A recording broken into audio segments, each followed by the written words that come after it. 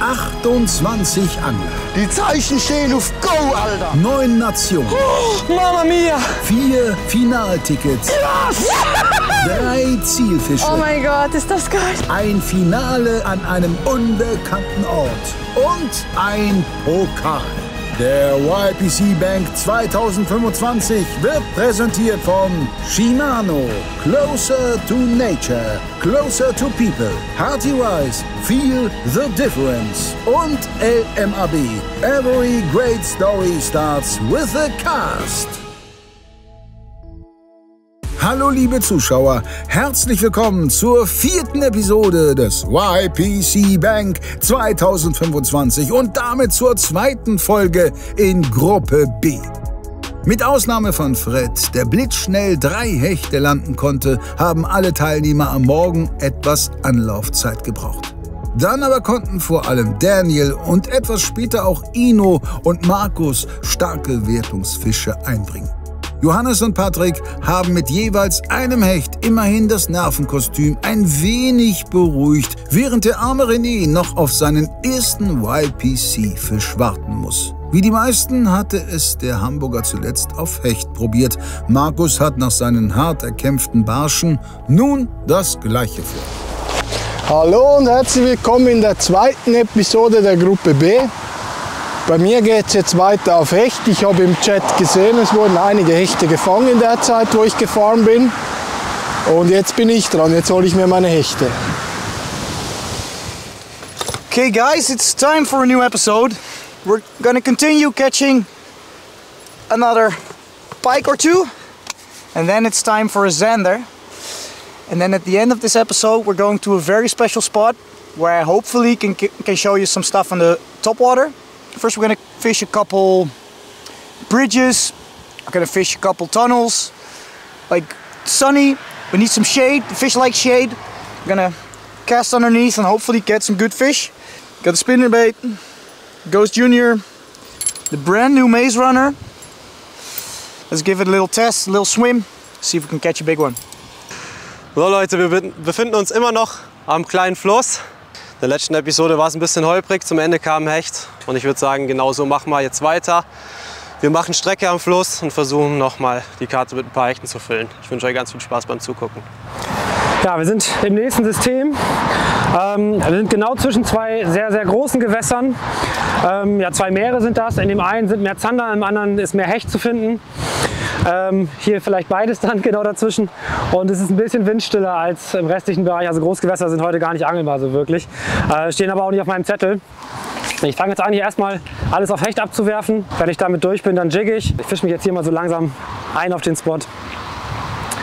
Und schau mal, was der Wind hier so reingetrieben hat. Herzlich willkommen zu dieser Folge. Es geht weiter mit Polderangeln und viel Spaß beim Zuschauen. Ich werde jetzt hier erstmal Twitchbait 2, 3 Würfe machen, um mal zu gucken, ob ein Hecht hier steht oder was anderes. Und danach auf Gummi umswitchen. Ich mag solche kurzen Buhnen. Ich finde die eigentlich ziemlich cool zum Ausfischen. Und hoffe mal, dass ja, der Gefallen auf beiden Seiten beruht und die Fische mitspielen.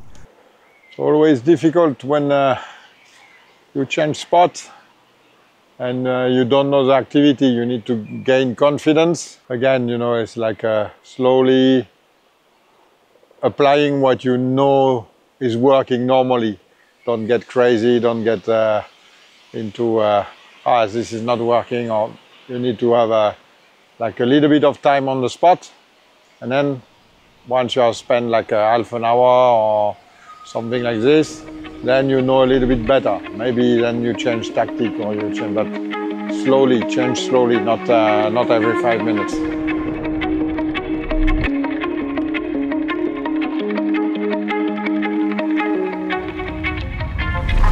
Oh, yes, yes. Fish. Yes. Oh, this is nice. This is nice. Yes. Woohoo. Wow, beautiful zander.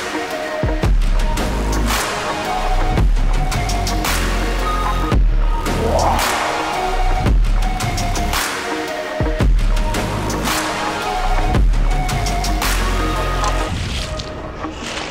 Yes, Papa.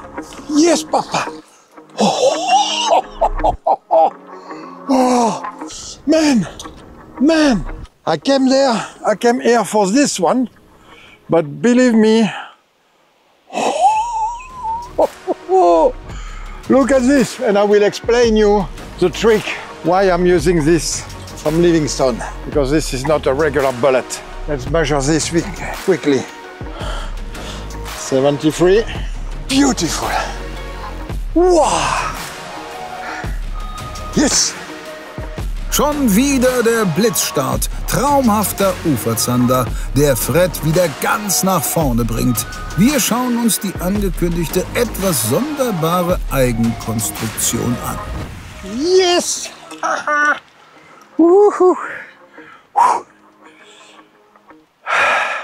With Livingstone lure, we have like 95–99% of hard bait. But we have what we call swim jig. It's like a bullet weight, rubber skirt, and a Texas hook behind. So last night I break down this swim jig, get rid of the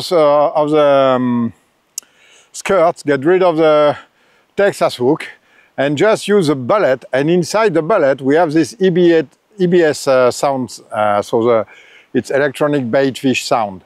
So the bullet is sending crawfish sound, and then right behind I put a spindle worm from Megabass that is swimming right behind the bullet in a Carolina rig. So I'm using the Livingstone technology on the bullet, and normally we use glass bead, all kind of things that are not natural, and here I'm using the natural sound. So, good one. Während Fred auf auditive Mimikry vertraut, setzt Patrick auf Camouflage. So, das ist die neueste Route von Fox Rage, eben Camouflage-Optik. Egal wo sie ist, die Fische sehen sie nicht.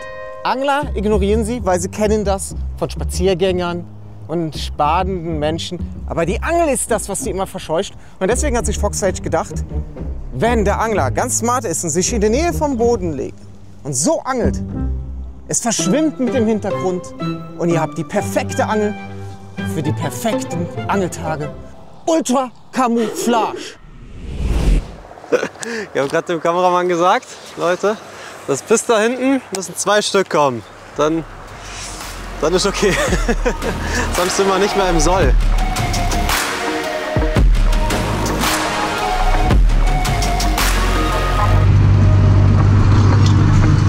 Oh! 80er Hecht. Der hat mich schon gesehen, glaube ich. Ah, come on! Guter 80er Hecht. Ich wechsle den Köder auf den Reelbite wieder. Er kam so langsam und verhalten hinterher und dann hat er mich am Ende auch noch gesehen. Haben wir uns einmal in die Augen geguckt. Dann hat er gesagt, nee du, heute nicht mit mir.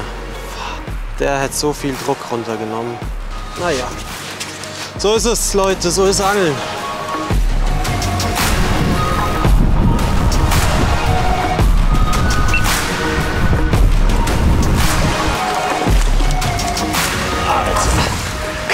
Der rausgeschossen. Oh. Junge, also der hat auf jeden Fall Bock. So, dann hier. Guck mal, ist auf halb 68. Ja. Alles klar. 68er Hecht. Leute, boah, der vorhin war gefühlt doppelt so groß. Aber hey, es beißt langsam ein bisschen, Fische kommen zusammen. Ich will mich mal nicht beschweren. Nachdem ich endlich mal ein bisschen Fisch fangen konnte, gibt es natürlich ein kleines Wort zur Route, was ich hier verwende. Das ist hier in dem Fall die Rodfather Shoot and Jerk, 20 bis 60 Gramm, die leichte Variante, und das ist echt ohne Spaß die geilste Polderroute einfach. Die hat super viel Kraft, vorne aber noch ein bisschen Spitzenaktion, und damit kann man eigentlich so alle mittleren Hechtköder, die man so im Polder angelt, angeln. Macht mega Bock. Müsst ihr unbedingt mal abchecken, und ich würde sagen, ich mache mal ein paar Würfe. Ich brauche noch einen bis da vorne, habe ich vorhin gesagt.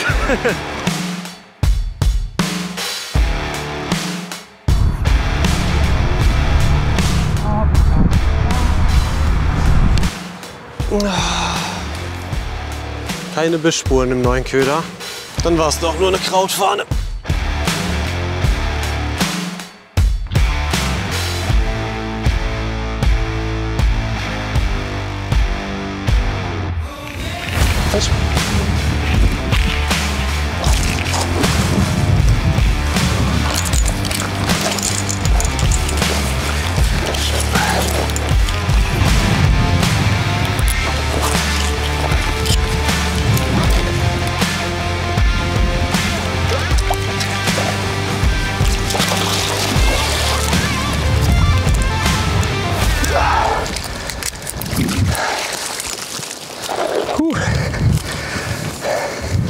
Oh, der Köder ist auch komplett verschwunden. Mann, oh Mann. So, messen wir den schnell. Und der hat 68. Ne? Schnell weg mit dir.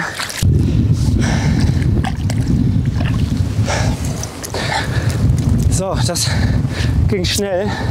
Also eine typische Hechtstelle hier natürlich irgendwie ein Querkanal mit ein bisschen Kraut. Ich habe mich für den Multivibe entschieden und weil wir immer so einen Sonne-Wolken-Mix haben, obwohl das Wasser recht klar ist, für ein richtig gelb-grünes, aggressives Dekor. Den Multivibe hier gepaart mit einem 12 cm Drunkbait, ein Tropicana Tina, perfekte Kombination, über Kopf aufgezogen, einfach um einen etwas aggressiveren, taumelderen Lauf zu erreichen. Ja, und es hat gut funktioniert. Ich gucke gerade in die Gruppe, Johannes ist auch ins Turnier gestartet, 75er Hecht, 68er Hecht, für Johannes richtig geil. Und Fred 74er Zander, Daniel 91er Hecht. Krass, Jungs. Boah, krasse Nummer, die Jungs hier räumen richtig ab. Wahnsinn, was die fangen. Wahnsinn. Das wollt ihr gar nicht wissen, was ich gerade alles so denke. Also, ja, der Tag hat ja schon schlecht angefangen, generell. Und jetzt die Hechte. Klar, ich habe 2 gefangen, aber den größten wieder, der kam nur hinterher, nicht gebissen. So langsam denkt man sich so, einen schönen, guten Wertungsfisch. Aber gut, der kann jeden Wurf kommen. Und deswegen einfach weiter angeln und eigentlich gar nicht so viel denken. Einfach angeln. Ich habe schon wieder ein paar Ideen im Kopf, aber am Ende erstmal an den Plan halten und hier nicht frühzeitig irgendein Ruder rumreißen, was gar nicht sein muss. Ich meine, wir haben noch fast 1,5 Tage Zeit. Also habe ich noch keine Hektik eigentlich. Die nächsten 1,5 Tage müssen nur besser werden wie der erste halbe. So, wir gehen einmal zur Brücke, nicht lange aufhalten. Wir haben hier super viele Seerosenfelder und ich dachte, der ein oder andere Hecht könnte hier stehen. Aber wie Sie sehen, sehen Sie nichts. Ja, ich habe jetzt abgebrochen, weil da war ja ein Angler eine Bude weiter unten. Dann habe ich ihn gefragt, wie es gelaufen ist und beziehungsweise bis wohin er war. Und er war schon die komplette Budenstrecke, hat gesagt, er hatte nichts gehabt. Ja, und ich denke mal, das ist kein gutes Zeichen. Ja, kann natürlich sein, dass wenn man selber dann darunter geht, dass sich bis dahin was geändert hat. Aber andererseits, wenn man weiß, dass da schon gerade jemand durchgegangen ist, dann ist die Motivation doch ein bisschen gering, da weiterzumachen. Und deswegen muss ich mir jetzt eine Alternative aussuchen. Mal schauen, wo es hingeht. Also an Johannes, René und Patrick scheint der Zwischenstand langsam ein wenig zu nagen. Daniel wiederum ist weiterhin in ausgelassener Stimmung und nun an einem Spot, den wir in dieser Staffel doch schon einmal gesehen haben. New spot. New opportunities. I'm gonna try underneath this road. There's a tunnel, it's very low. I'm gonna cast a drop shot underneath and see if we can get a zander or a pike. Usually there's fish around. And a little bird told me that one of the contestants was here before yesterday and he caught some fish. But I'm not fishing against him, so let's see. Oh, fish!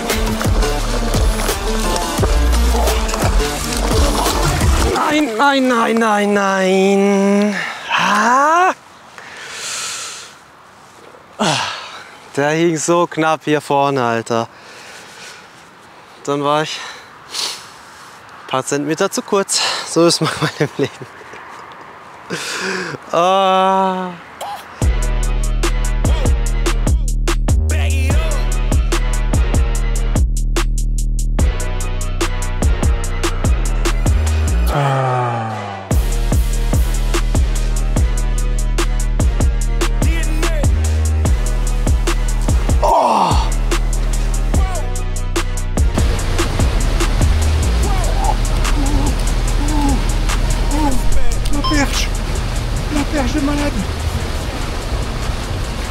maman, la perche de malade.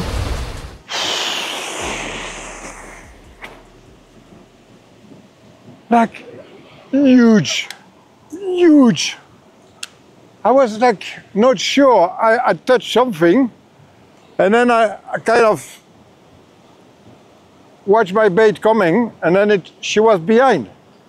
I was going to move and go to another spot, and I said, from quite a while now, I want to try those Jerkmaster that we have at Livingston, and they are really precise. You drive them really well, and here it's a lot of rocky bottom. You know, I'm talking and she took it again. I had a strike before on my spinnerbait. There wasn't any pike scratches on my twister. I think it was a Zander. I was fishing it really slowly, just spinning them off the bottom. Gonna put on a new trailer, Nace Venom, 5-inch. Let's see. Let's not hit the bridge.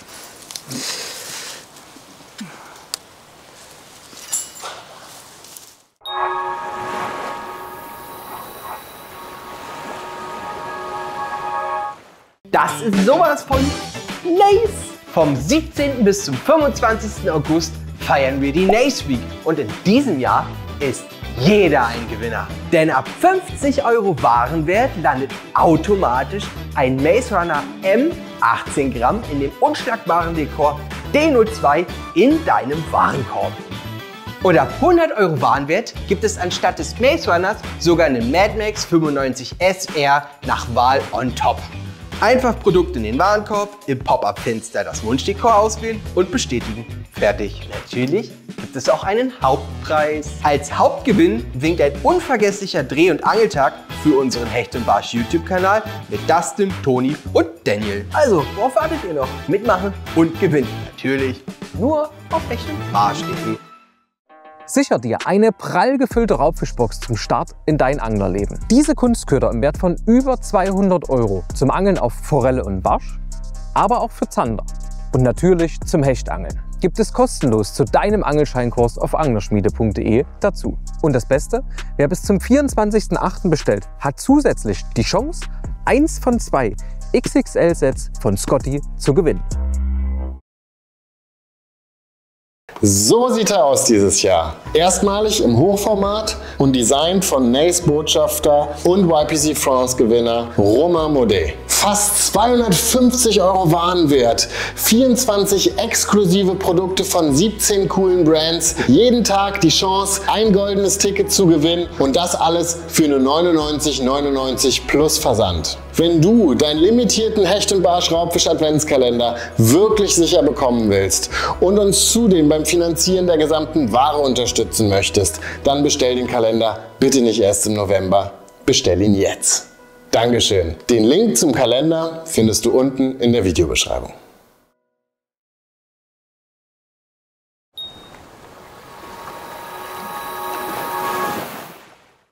Auch wenn ich jetzt nicht mit einer Camouflage-Route fische, hoffe ich, dass es trotzdem funktioniert. Wenn jetzt am nächsten Spot, ja, eigentlich im Prinzip gleich wie vorhin, irgendwie versuchen Zander zu fangen. Ich weiß, ich lasse oft mal zwischendurch den Kopf hängen. Es ist einfach meine Schwäche, dass ich so mich von Bad Emotions, also schlechten Emotionen, leiten lasse, wenn es nicht läuft und ich dann anfange an mir zu zweifeln oder an, ja, einfach in einen konfusen Modus gerate, wo ich nicht wirklich konzentriert und effektiv angel. Und das ist natürlich das Schlimmste, was man machen kann, erst recht im Turnier. Und es ist mein großer Schwachpunkt. Und ich hoffe mal, dass ich jetzt einfach noch mal richtig mich reinsteige, mich ins Positive reinsteige und Gas gebe und irgendwie mit einer positiven Stimmung Fisch kriege. Und ja, drückt mir einfach die Daumen. Ich meine, macht es ja interessanter, wenn alle Fische fangen.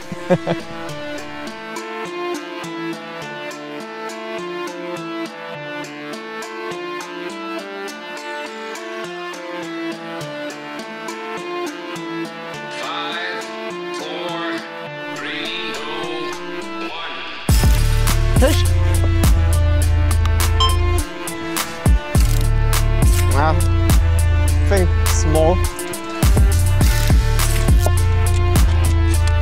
glaube, ein kleiner Zander. Auf jeden Fall macht er jetzt keinen großen Rambazamba. Aber Fisch ist Fisch. Die Rapfen haben auch Bock hier zu rauben. Ja.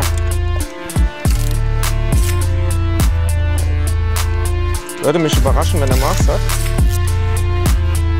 Ah, könnte Maß haben.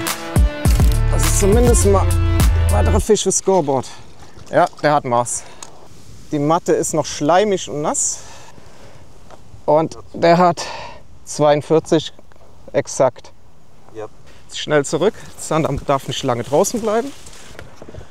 So. Ich habe einen 12 Gramm Kopf, 11 cm Slickshad, werfen raus, gebe ihm erstmal noch ein bisschen Schnur, damit er schneller absinkt, und dann lasse ich ihn mit der Strömung runtertreiben, dass er halt ohne großartig anzujiggen möglichst nah an den Grund kommt und dann an die Strömungskante herantreibt. Und das ist halt der Moment, wo dann auch oft die Bisse kommen. Die warten auch an der Strömungskante darauf, dass Futter mit der Strömung angetrieben wird. Und wenn du halt den Köder hast, der dann über Grund langsam tanzt und auf die zutreibt an der Strömungskante, ist das natürlich für die mega natürlich. Funktioniert oft gut. Und jetzt hat es zumindest mit dem Fisch funktioniert. Also ja, 42 ist wirklich ja, Minimum. Aber Fisch ist Fisch. Ja, abwarten. Ich meine, kann ja noch viel kommen. Wer weiß. Vielleicht wartet ja noch die Urgroßmutter von ihm. Ah. Ja. Da war wieder einer.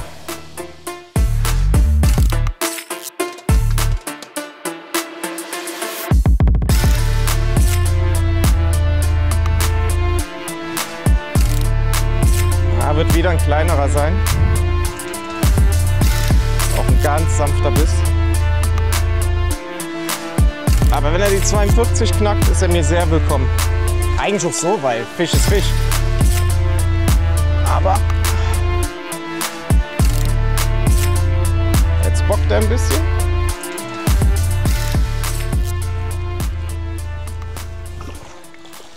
So, dann mal schnell hoch. Ja, ist größer. 44. Ganz schnell und zurück damit. So.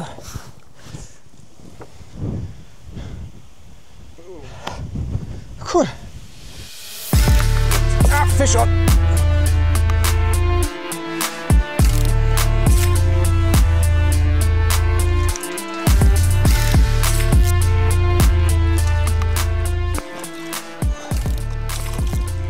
Okay. Hey, der Kameramann hat ein gutes Auge. Der sagt, ein bisschen größer, 45. Schnell, zack. Ah, das war perfekt. Das war richtig geil. Der ist richtig so in diese Richtung, hat er den Schwung genommen und ist direkt so in die Richtung. Geil. So muss das. So muss das. Womöglich der kleinste Wertungszander-Hattrick der YPC-Geschichte. Aber, so wie es bei Patrick gemütsmäßig manchmal in die eine Richtung geht, so geht's eben auch in die andere. Schöner Zwischensprint des Neusers, der sich technisch und taktisch offenbar perfekt auf die Buhne eingestellt hat. Ich verwende jetzt gerade zum Jiggen die TR Series Power Jig. Die ist 2,40 Meter, 15 bis 50 Gramm. Ich habe jetzt extra diese etwas schwere Route geholt. Ich habe noch die, ich glaube, Special Shad mit 35 Gramm. Aber ich spekuliere, hier irgendwann mal auch größere Köder dran zu tun. Und deswegen habe ich jetzt die etwas stärkere geholt. Und ja, so ab 7 Gramm mit Gummifisch fischt sie sich schon super und eignet sich perfekt, wenn man 10 bis 20 fischt. Also es ist eine geile Route. Was mir besonders viel Spaß gemacht hat, ich hatte sie im Urlaub in Costa Rica dabei und habe damit auch tatsächlich Jerkbaits hier, den Samo Sweeper, in 14 cm geworfen und andere Köder so in der Klasse 50, 60 Gramm.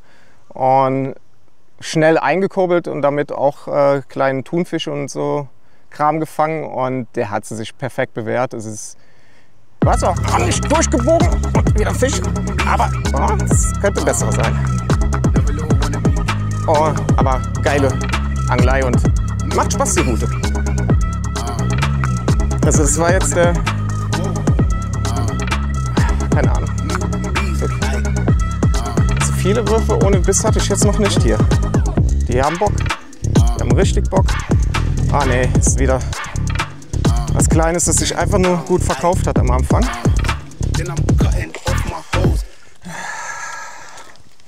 Ja, ich lege mal ganz kurz aufs Measureboard. Nope.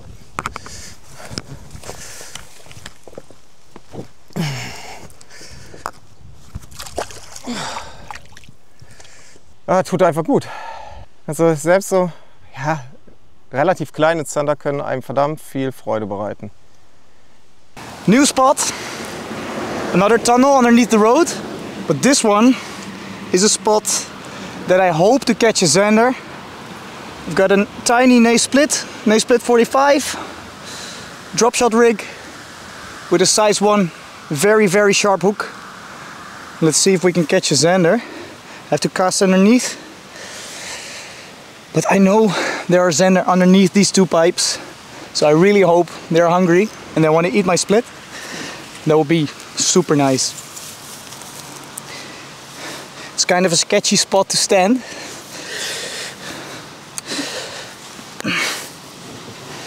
So, jetzt machen wir die ganz wilden Sachen, Leute. Ich hatte hier im Training einen Hecht und der war so gallig und so wild. Und da war es auch relativ flach, dass ich den jetzt in den ersten Würfen tatsächlich probiere, mit einem Topwater-Köder zu fangen. Mal gucken, ob er überhaupt noch da ist. Aber ich glaube, Angler laufen nicht dahin, wo wir jetzt hinlaufen. Habe ich zumindest noch nie einen Trampelpfad und nichts gesehen. Deswegen ein Popper. Ich hoffe, der läuft hier. Eine extra Route nehme ich nicht mit. Sonst soll er halt auf den Twister beißen. Solange er am Ende beißt, bin ich fein.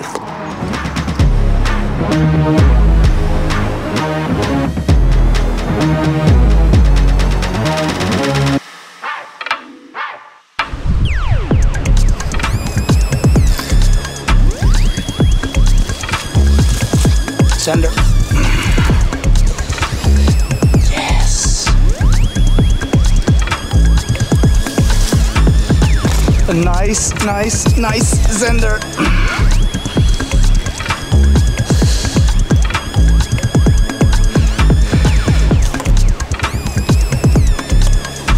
A very nice zander indeed.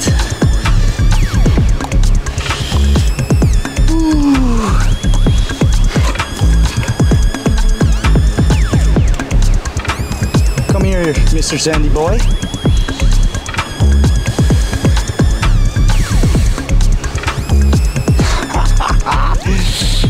Yes. Come on. Oh, it's a big zander, man. It's a really big zander. 70 plus.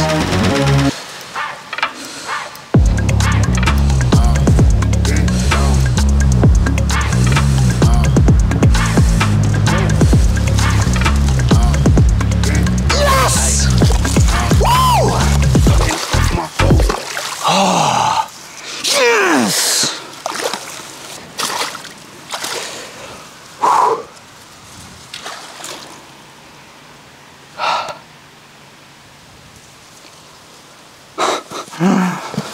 Oh man, oh my heart, oh man, it's crazy. It's a really big fish. Oh man, that's 70 plus for sure. It's really big.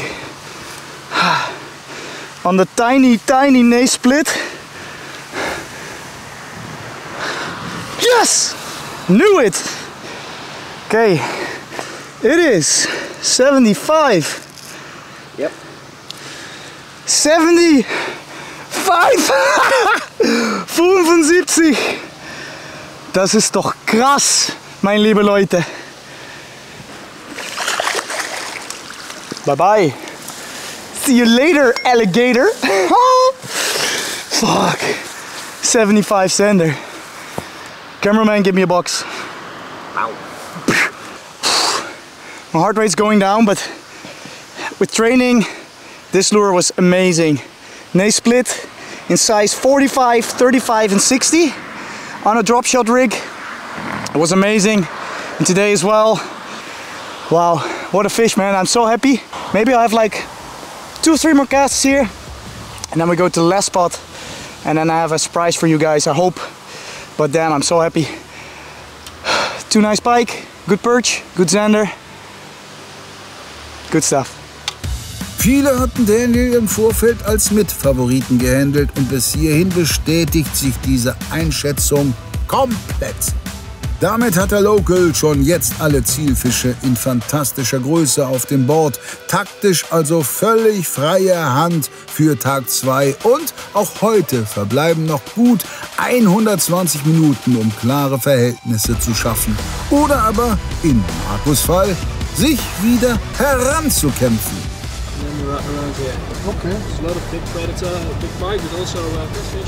Das ist die Situation, ich habe den ersten Hechtspot jetzt eine Weile gefischt, ohne Kontakt, habe noch einen anderen Angler getroffen.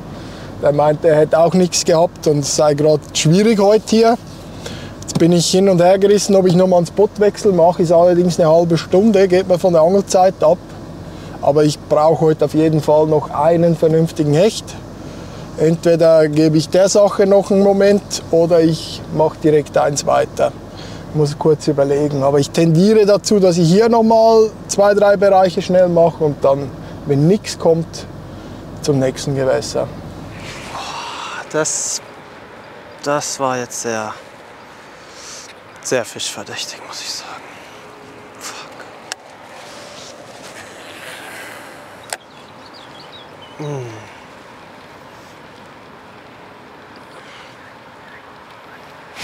Wieder, so ein kleiner Hecht muss es sein wieder.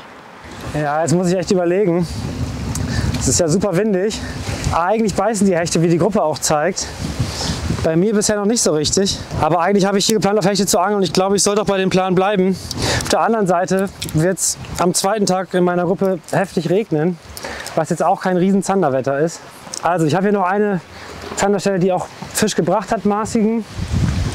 Und noch so 3, 4 Hechtstellen. Ich werde gleich mal kurz auf die Karte gucken und dann entscheiden, was ich anfahre. Irgendwas muss ich jetzt ändern, weil dieser Wind geht mir so auf die Nerven und dass hier kein Hecht kam, geht mir noch mehr auf die Nerven.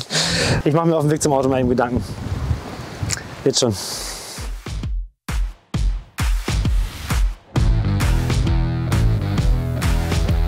Ich habe einen. Und der ist ausgeschlitzt. War nur ein kleiner. War nur ein kleiner.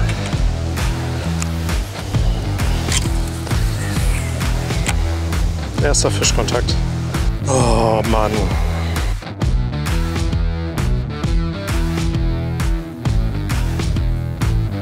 Jo.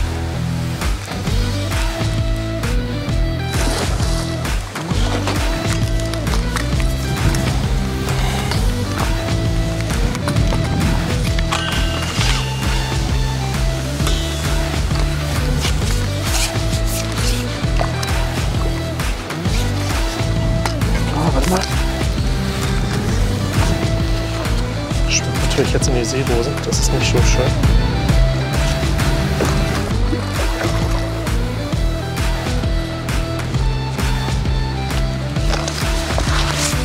Oh, Junge. Okay. Wow. Ein wenig Erleichterung. Ich gehe mal ganz kurz ins Nasse, oder besser gesagt ins Gras. 71, wunderbar. Zack, und der Schmutter weg. Oh, Erleichterung. Ein Glück. Boah, kein Schneider. Das wollte ich erstmal reichen und jetzt geht's weiter. Na also, René belohnt sich für sein Durchhaltevermögen und bekommt nun auch die Gelegenheit für ein bisschen Tackle-Präsentation. Der Hecht kam jetzt auf unseren neuen Itoka Run. Kleiner Swimbait. Kleines Gut. Der taumelt so richtig schön und flankt. Und wie auch bei unseren anderen Produkten, die Ringe sind ein bisschen drehbar. Das heißt, der Hecht kann ihn schön einsaugen. Ihr könnt vorne auch wieder so ein kleines Blei einfügen, damit er dann tiefer läuft. Ein Top-Köder. Macht echt Spaß, damit zu angeln. Und natürlich unsere neue Angel, die Routenserie Showtime. Die fische ich jetzt hier gerade in einem Wurfgewicht bis Maximum 35 Gramm. Das hält die auch super aus mit dem Köder und ist einfach spitze, macht Spaß. Solltet ihr mal ausprobieren. They asked me, Daniel, what are you eating? Well, we need some protein for the muscles, of course, so salmon, cottage cheese, and some bread. It's always good to cook some dinner, some lunch when you're at the water. Have some good food to stay focused. These are my special bread cutting pliers, bread cutting scissors. I always have them with me. You can cut open your bread. It's perfect. When you go to the Albert Heijn in the Netherlands, you search for the fishing bread. This is it. Fisherman's bread. Just now need some smoked salmon. And then you're good to go. Mahlzeit. Mit diesen grauenhaften Bildern gehen wir in die letzten 90 Minuten. Ja, also ich wollte taktisch richtig clever sein und habe jetzt noch mal schnell 2 Zanderstellen abgefischt. Leider haben beide nicht mal einen Biss gebracht. Jetzt werden wir den Hechtplan weiter verfolgen. Das heißt, es geht jetzt eine kleine Strecke weiter an ein ganz anderes System. Keine große Strecke machen, sondern die Hotspots jetzt gezielt anfahren, um da vielleicht noch einen guten Hecht zu bekommen. Das wäre meine Hoffnung. Dann wäre ich wirklich super zufrieden mit dem ersten Tag. Ja, durch die Barsche bin ich jetzt auch nicht unzufrieden, ja, versteht mich nicht falsch. Das wäre wirklich mein Traum, hier mit 4 Fischen nach Hause zu gehen an Tag 1. Ab ins Auto, los geht's.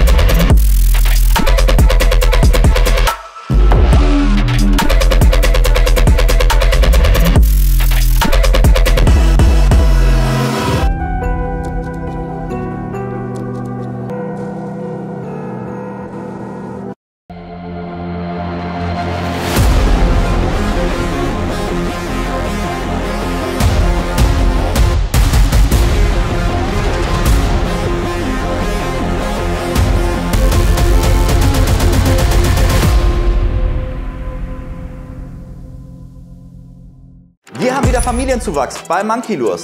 Denn an manchen Tagen wollen die zickigen Fische vielleicht nicht einen druckvollen Köder, der viel Wasser verdrängt. Dafür haben wir jetzt den Loopy Louie. Dieser lange Twister mit 25 cm ist relativ dünn gehalten, verdrängt wenig Wasser und hat ein sehr dezentes Laufverhalten. An manchen Tagen müssen wir ein bisschen experimentieren mit dem Bewegungsmuster und mit dem Loopy Louie habt ihr noch ein weiteres Ass im Ärmel. Der neue Loopy Louie jetzt auf hechtundbarsch.de.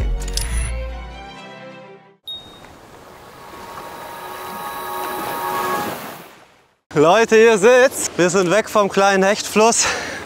Ich habe echt lange gegrübelt, was ich mache. Aber am Ende, ganz ehrlich, ich brauche für den zweiten Tag am besten einfach noch eine zweite Fischart. Und deswegen sind wir nochmal an die super Strecke von heute Morgen gefahren. Und heute Morgen in der Zeit, wo wir hier waren, haben auch die anderen Leute in der Gruppe nicht gut gefangen. Beziehungsweise fast gar nichts außer Fred. Und deswegen haben wir gesagt, geben wir dem einfach nochmal eine Chance. Ich dachte, jetzt irgendwie was Spontanes, Neues zu machen, lohnt sich nicht. Die anderen Alternativen, die ich hatte, waren eigentlich alle hauptsächlich Hecht.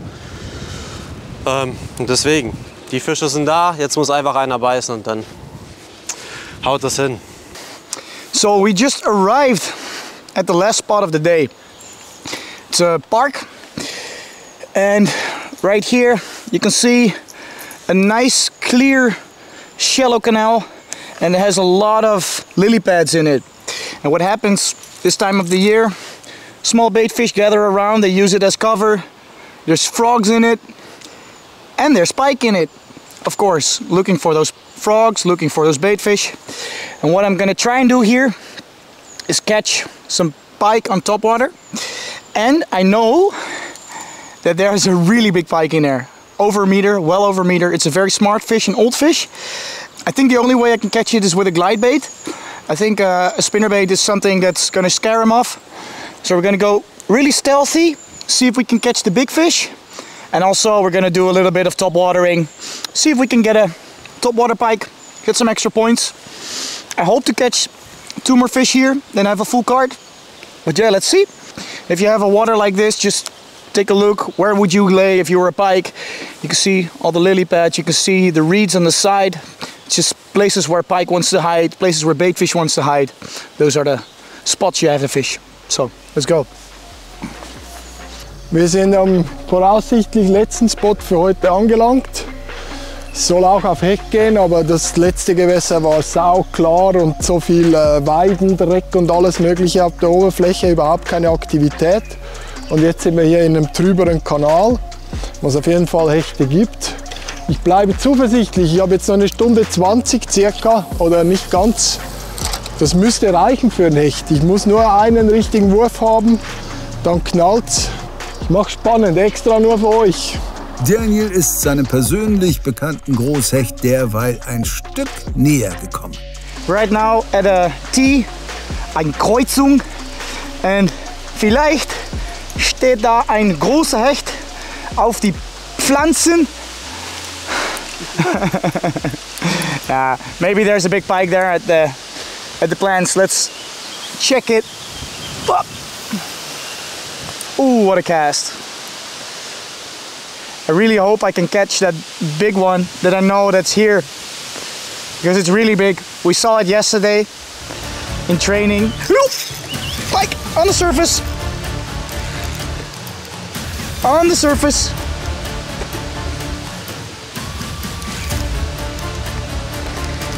That is a 10 centimeter extra pike if I get it in. It's not even that small.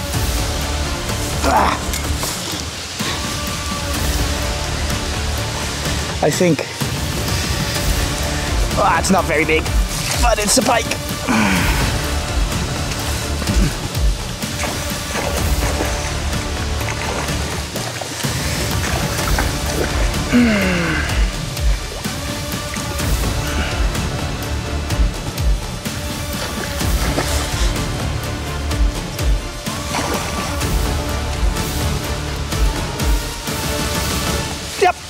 Got it. Whew. Yes! It's gonna be around 80, I think. Yeah, it's bigger. It is 80, 84. That is a very good fish indeed. 84 plus 10, that's 94.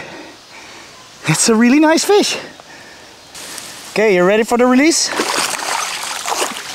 That was the release.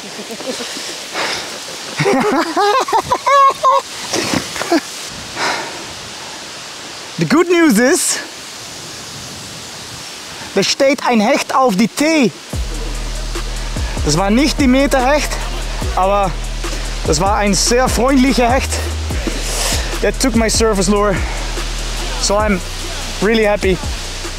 Noch ein starker Hecht plus 10 Topwater-Punkte obendrauf. Das riecht hier schon sehr nach Halbfinale für den Niederländer. Daniel hat seine Hausaufgaben offenbar akribisch gemacht. Dem Konkurrenten, der dicke Hechte sonst reihenweise auf die Matte zaubert, tut das heute besonders weh. Der ist so frech, ey. Ja. Habe ich nichts mehr zu sagen. Petri, Alter, gut gemacht. So, last hour, and I really need a perch, because in the next days the weather is going to change, and potentially it's going to be a little bit more difficult in my plan to take a perch. So I would like to secure this this species. That's the plan for the moment. I'm gonna fish with the Jerkmaster. I get a follower earlier, I get a short bite. So yeah, I'm confident with this technique, and I'm going to fish this edge full of big rocks and potentially a perch or something else hiding there. Let's see. Wish me luck. Ich habe ja vorher angekündigt, dass wir am letzten Spot sind. Ja, es war nur der vorletzte, es hat mal gar nicht gepasst da. Es ist auch gleichzeitig noch eine Baustelle, das Wasser ist sehr trüb. Und jetzt mache ich nochmal so einen Last-Minute-Move. Ich habe noch eine halbe Stunde, wenn wir am Spot sind, bevor das Turnier für heute beendet ist.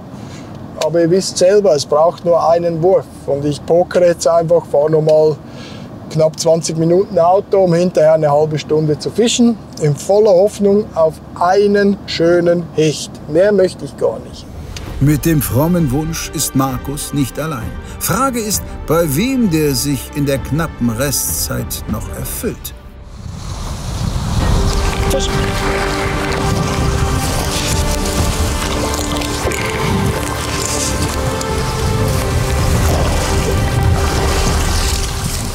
Ja!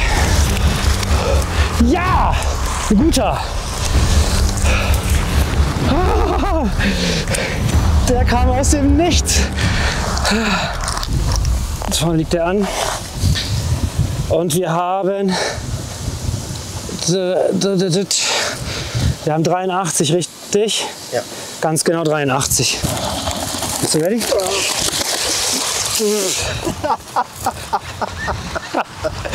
Entschuldigung, Leute, der hat es uns jetzt noch mal richtig gezeigt, aber der wollte dringend zurück und das ist auch sein gutes Recht. Man will ja immer irgendwie eine schöne Release-Aufnahme machen, aber die Fische müssen ins Wasser. Oh, das ist erleichternd. Oh, sehr, sehr gut genährter Fisch.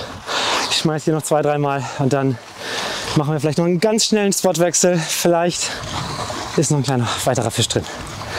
Ich bin fertig. Gerade als ich meinen Fisch reportet habe, habe ich gesehen, dass Daniel einen 84er Hecht gefangen hat, 1 cm größer und auf Topwater. Richtig stabiler Fisch und Topwater Bro finde ich natürlich auch gut. Ja, sehr, sehr gut. Also Daniel hat wirklich ein sehr solides Scoreboard, was auch zu erwarten war. Für mich auf jeden Fall einer der Favoriten in der Gruppe. Jetzt haben auch alle gefangen, soweit ich gesehen habe. Ich habe mir das jetzt nicht im Detail angeguckt, das macht mich sonst zu nervös. Aber ja, ich hoffe, dass die Gruppe euch bisher gefällt. Ach doch, das denke ich schon.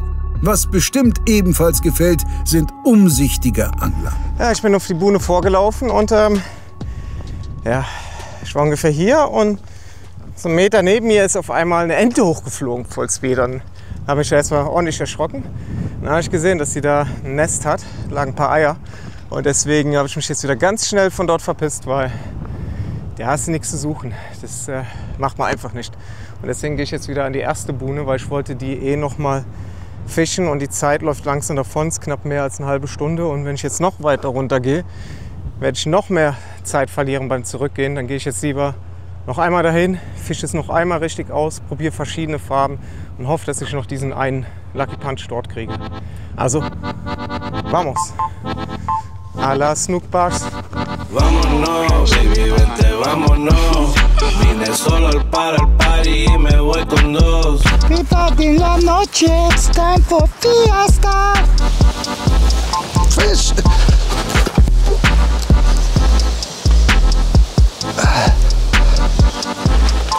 Nicht mal ein schlechter. Nicht mal ein schlechter. Komm nicht hoch, komm nicht hoch. So gut ist er nicht, aber er kämpft gut.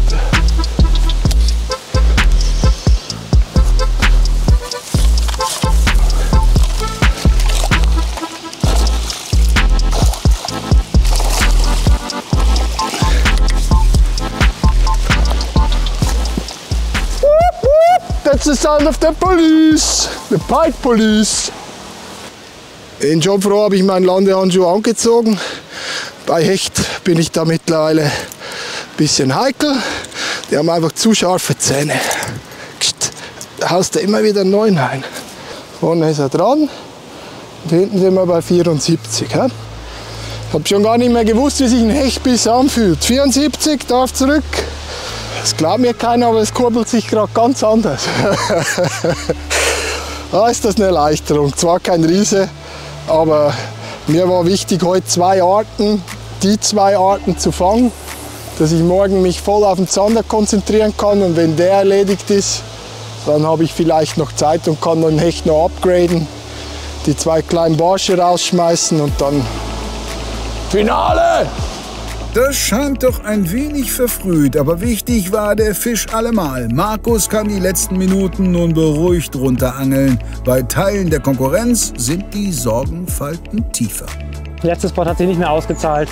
Aber wie ihr seht, habe ich relativ viel ausprobiert. Ganz normal Gummifische, Krebse, Creature Baits, Jigspinner, Popper, ein Frosch und vielleicht noch ein, zwei andere Sachen, die mir gerade nicht einfallen. Lohnt sich immer, macht auch Spaß, finde ich, viel auszuprobieren und vor allen Dingen an einem Spot, wo man sich vielleicht ein bisschen auskennt, mal was Neues zu versuchen und sich auch irgendwie eine neue Angelmethode oder eine Köderart mal anzueignen. Wenn ihr Lust auf ein bisschen Abwechslung habt und euch mal ein bisschen inspirieren lassen wollt, kann ich auf jeden Fall die Lure Drop empfehlen, wie ihr euch wahrscheinlich schon gedacht habt.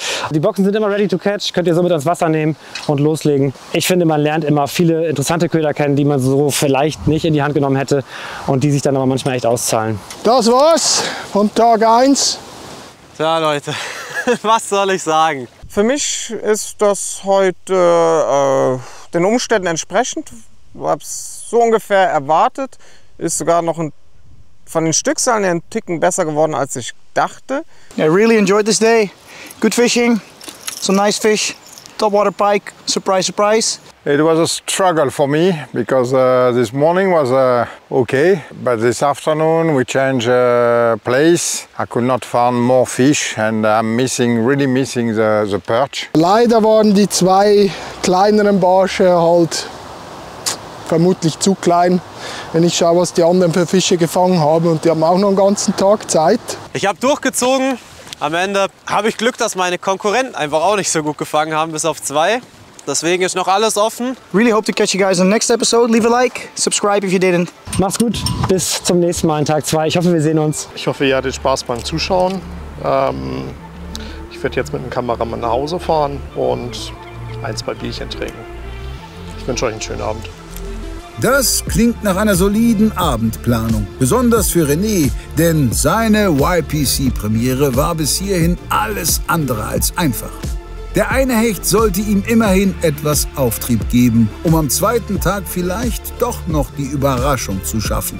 Patrick und Johannes haben derweil schon für eine kleine Überraschung gesorgt, denn nur wenige hätten die beiden zur Halbzeit so tief in den unteren Tabellenregionen erwartet. Bei Markus sieht es dank des späten Hechts dagegen deutlich entspannter aus. Fred ist trotz des 10 Nachmittags ebenfalls in aussichtsreicher Position und Ino hat sich hier beachtlich schnell zurechtgefunden und seine Vielseitigkeit demonstriert. Noch besser lief's nur für den aktuellen Spitzenreiter von Nace.